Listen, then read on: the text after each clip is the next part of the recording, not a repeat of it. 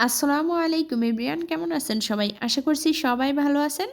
চলুন আজ আপনাদেরকে আরও একটা তেল ছাড়া মজার নাস্তা তৈরি করে দেখাই। এই নাস্তাটা সকাল বা বিকালের নাস্তায় চায়ের সঙ্গে খেতে দারুণ লাগে। চাইলে বাচ্চাদের টিফিনেও এটা দিতে পারেন, বাচ্চারাও অনেক পছন্দ করবে। তো নাস্তাটা বানানোর জন্য আমি একটা মিক্সিং বোলে 2টা ডিম ভেঙে নিচ্ছি, আর সেই সাথে দিয়ে দিচ্ছি হাফ কাপ চিনি আর 2 চা চামচ মতো ইস্ট। চিনিটা আপনারা চাইলে একটু কম করে দিতে পারেন, বা কেউ যদি একদমই চিনি খেতে না চান তাহলে চিনিটা বাদ দিয়েও এই নাস্তাটা তৈরি করে নিতে পারবেন। এখন হচ্ছে চিনিটা গলে যাওয়া পর্যন্ত ডিম আর চিনিটা খুব ভালো করে মিশিয়ে নিতে হবে।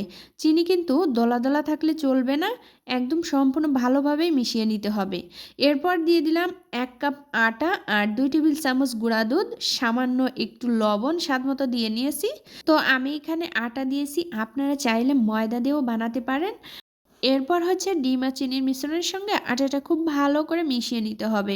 তো আমার ডোটা একটু নরম আছে, এজন্য আমি আরও হাফ কাপ আটা অ্যাড করে নিচ্ছি।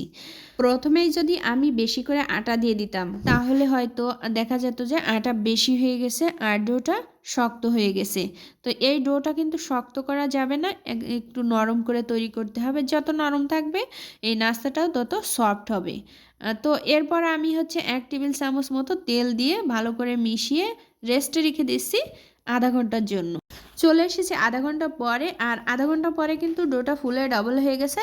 এখন হচ্ছে ডোটা আমি আরও 1 মিনিট মতো মথে নিব। এরপরে ডোটা আমি 2 টুকরো করে নিচ্ছি, 1 টুকরো রেখে দিব আর 1 টুকরো দিয়ে রুটি তৈরি করে নিব। তো আমি প্রথমে বলেছিলাম যে এই নাস্তাটা আমি একদমই তেল ছাড়া তৈরি করব। তারপরেও আমি 1 টেবিল চামচ মতো তেল এখানে ইউজ করেছি। আপনারা চাইলে একদমই তেল ছাড়া এই নাস্তাটা তৈরি করে নিতে পারবেন, তেলটা বাদ দিয়ে। কিংবা চাইলে তেলের পরিবর্তে আপনারা বাটার দিয়েও এই নাস্তাটা তৈরি করে নিতে পারবেন।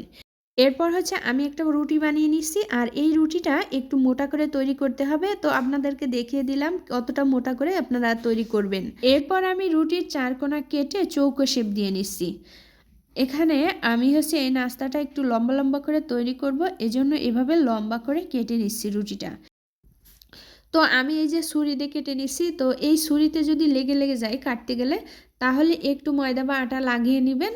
তাহলে দেখবেন যে আর লেগে যাবে না, খুব সুন্দর মতো কেটে নিতে পারবেন। এরপর হচ্ছে আমি এভাবে এই যে ছোট ছোট করে কেটে নিচ্ছি।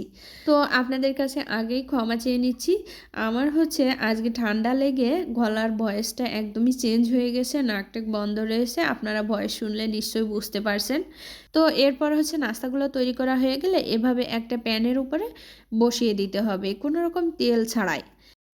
এরপর ঢাকনা দিয়ে ঢেকে চুলার জালটা একদম লোতে রেখে 4-5 মিনিট মতো কুক করে নিতে হবে।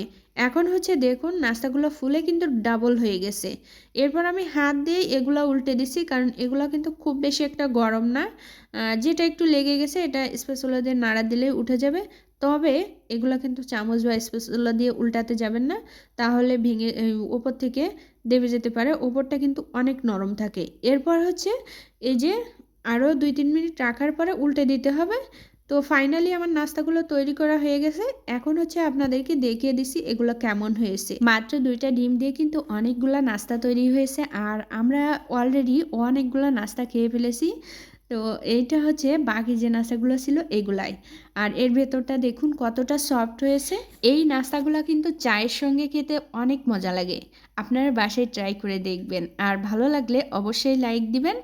আল্লাহ হাফেজ।